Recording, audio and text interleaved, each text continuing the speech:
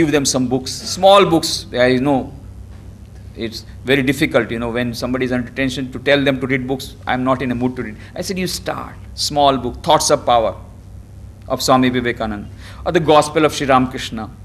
And it works like a miracle. Some positive thoughts, when they go, it works, it gives a magical effect. So many people have seen, they were on the point of breaking down.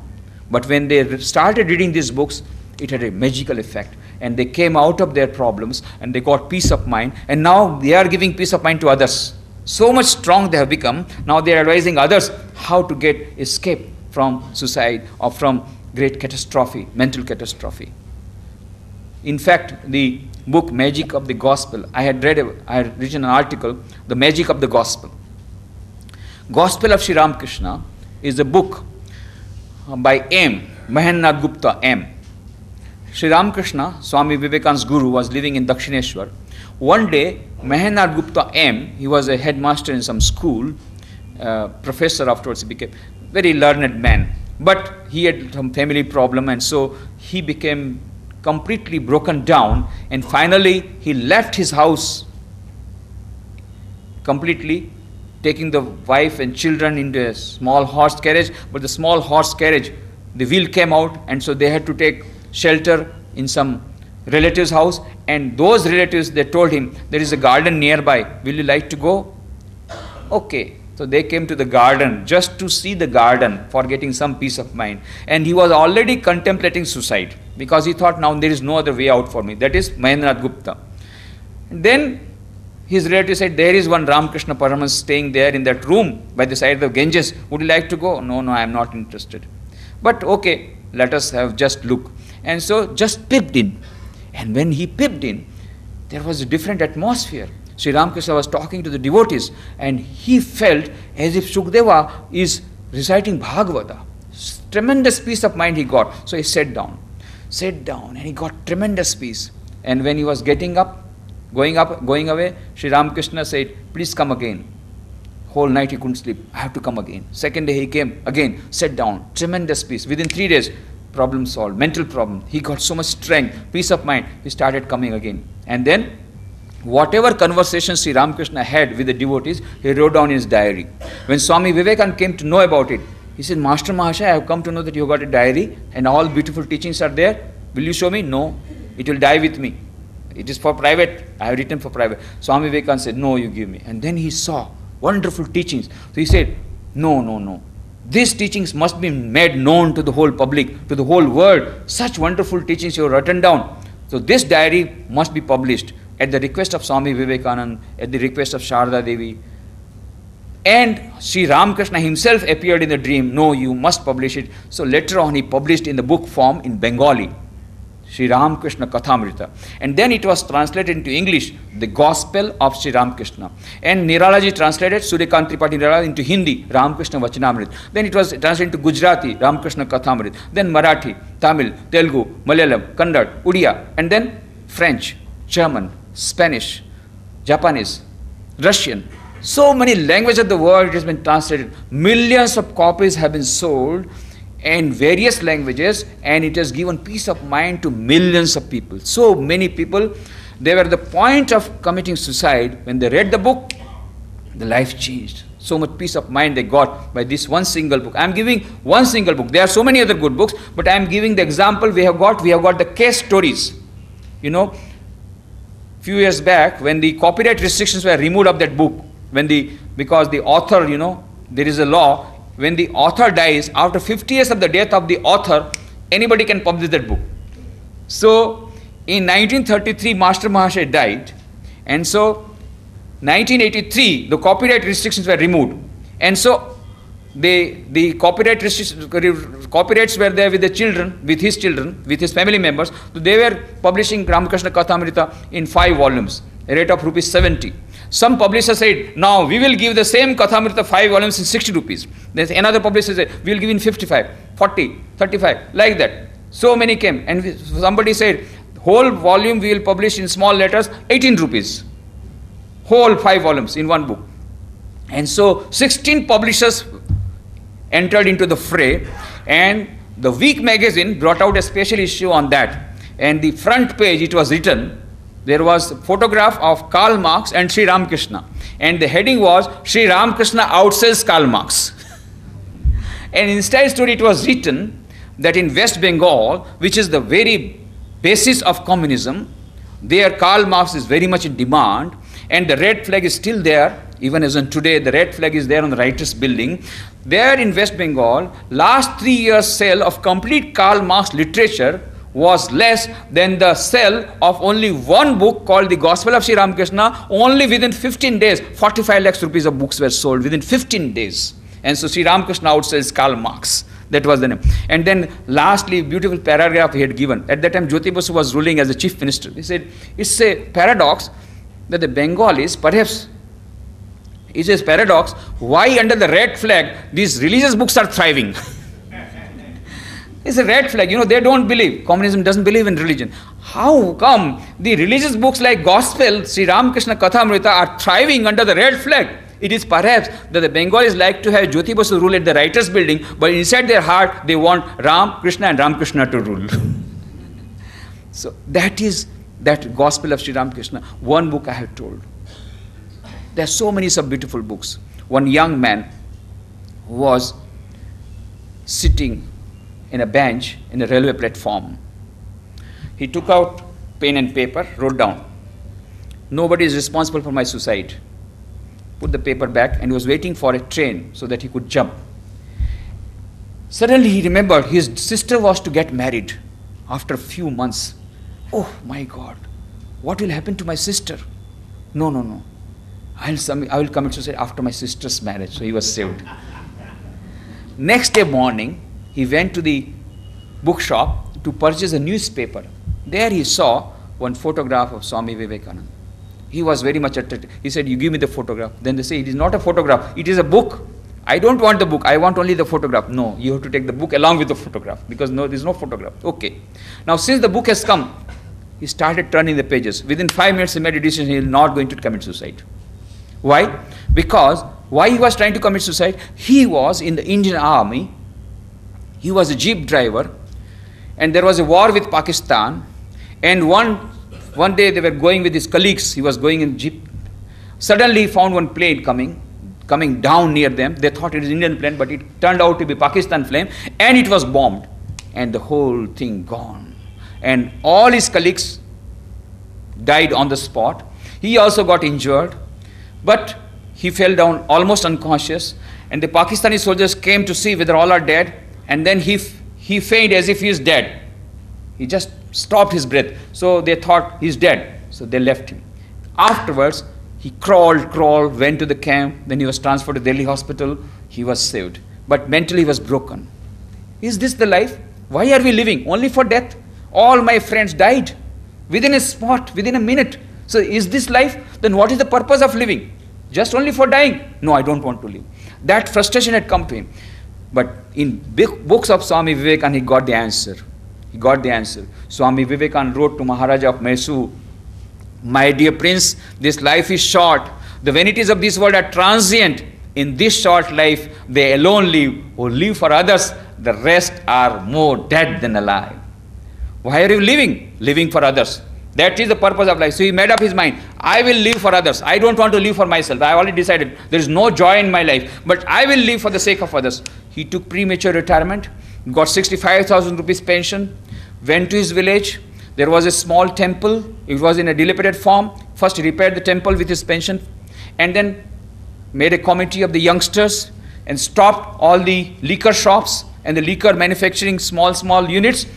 He had to face a lot of problem. Many people came to beat him, but he was obstinate. And then he started non-formal education centers for the children, for the elderly people, and started many economic projects. Within 3 years, his village became an ideal village. And the Maharashtra government became so happy. Maharashtra government gave 200 crores of rupees for transforming 300 more villages. And then he got Padma Shri Award and Padma Vibhushan Award. You know the name of the person. Anna Hazare. The name of the village is, you know that village? Where he was working in his own small village. He got transformed other 300 villages. Anna Hazare got Padma Shri and Padma Vibhushan. But he has written, his autobiography has come recently, it was published, and there he says, I was in the point of committing suicide when a small book of Swami Vivekananda gave a new direction. So a small book, a small one sentence can mean lot of things for getting peace of mind. That's why I told Gyan Yoga. Every day read 5 minutes at least, some positive thoughts, some great thoughts. Keep some good books. If you don't have time, at least keep it near your pillow. That also will act. Some people don't have the time. I said, you keep the under pillow, in the pillow. I give the books, free of cost to many people. They said, why are you wasting? Because I am not going to read. I said, today you may not read. Tomorrow you may need it. And that one sentence, afterward they write to me, yes, it was there pending in my pending file. 10 years it was there in Almera, and one day there was complete breakdown in the share market. And I needed some solace. And from the book I got courage, fearlessness. It may come any moment, anywhere. Small one sentence can change life. So keep good books, good thoughts always in front. Sometimes good sayings, you keep it on the wall. Good sayings. One of our friends in Bombay, he does a very good thing. Every month he sends news bulletin. Because everybody fond of newspapers, so he gives a news bulletin. But that news contains all the great sayings of great people. But beautifully collected. And now Chintan, that is the name of the magazine, he gives to 500 people. He himself collects, he himself writes it down, he himself publishes, he himself posts them. That is a service that he is going to humanity, free of cost. Free of cost. Just let some good thoughts reach everywhere. That's all. That is the... So, and he is getting a lot of peace of mind. Very ordinary middle class person. But I met him recently in Bombay. He is so happy. His wife is so happy. She is also helping in posting the letters. Just unselfish service. Go on posting good thoughts to the friends. Wherever you find anybody telling, I want news bulletin, monthly bulletin, okay, free of cost, you will get it. So this is a great service. Great service. Spreading the good message, spreading good thoughts. I told in one of the retreats that we had in Rajkot, I said, if you really want that the transformation of the society should come, then we have to have a fission reaction. Fission reaction, 1 neutron giving rise to 3 neutrons, giving rise to 3 neutrons, and then the reactor build up. Similarly, you find out a small book, say Thoughts of Power, only 5 rupees cost. You find it very interesting, very powerful, okay. Purchase 10 books, 30 rupees. And give gift of these 10 books to 10 of your friends, free of cost, with the condition, if they like it, they must send 10 copies to their friends, free of cost. And so you see, within a year, thousands and thousands of people will be reading this book, Small Thoughts of Power. Because don't give big books. I know, time is very short for the modern man. First of all, the reading habit has gone, no time to read. You start with the small books. Then once they like it, they will go for bigger books. But start with the small book, Thoughts of Power. And of course, the Gospel of Sri Ramakrishna is little bigger, but then every day one page can be read. So many people are doing every day reading 1 page. But good books will give you good thoughts, and that will give you peace of mind. So, Raj Yoga, meditation, Bhakti Yoga, prayer, and Gyan Yoga, reading good books, and that is Karma Yoga, unselfish service. Serving others gives peace of mind. So when Swami Vivek came back from America, he was in Calcutta, one young man came and said, I am not having peace of mind. I have gone to so many gurus and I have tried to follow their instructions, but still I am not having peace of mind. Then Swamiji asked, what is you are doing at present? Well, the latest guru has told me to close down my doors and windows of my room. So I close down the doors and windows. I sit down in my room. I close my eyes and try to vacate my mind from all the thoughts. I try to do that type of thing, but I am not getting peace of mind. Then Swamiji said, my dear child, if you really want peace of mind, first of all, open your doors and windows. Open your eyes and see who is the neighborhood is poor and hungry. Give a small morsel of food to that person. You will get peace immediately, instantly. If there is a sick person nearby, just give some medicine. If there is a person suffering nearby in your neighborhood, little bit of service you do, instantly you will get peace of mind. Do it, experiment, and you will get peace of mind.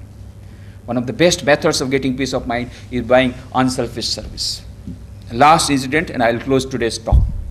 Swami Vivekananda was in America. And you know, at that time, the richest person was John D. Rockefeller, the emperor of petroleum industry. As it happens with many rich people, he didn't have peace of mind. As it happens with rich people, he was little arrogant also.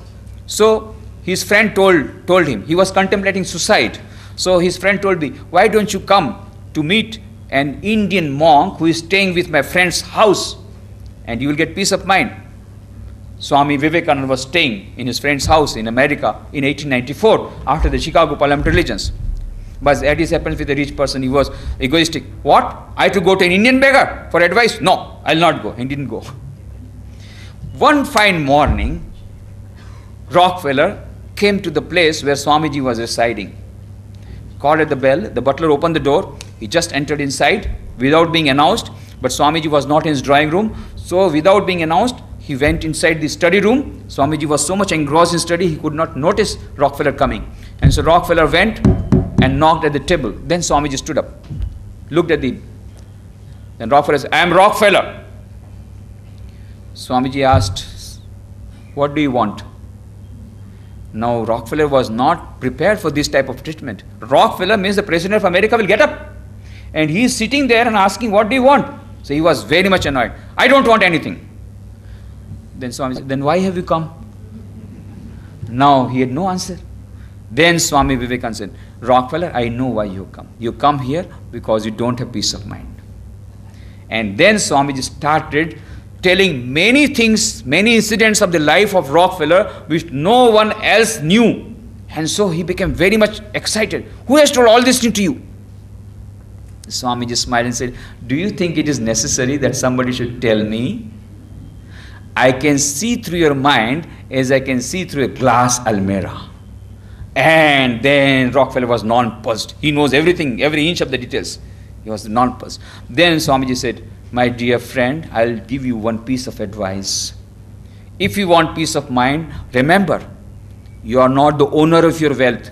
You are only a custodian of your wealth.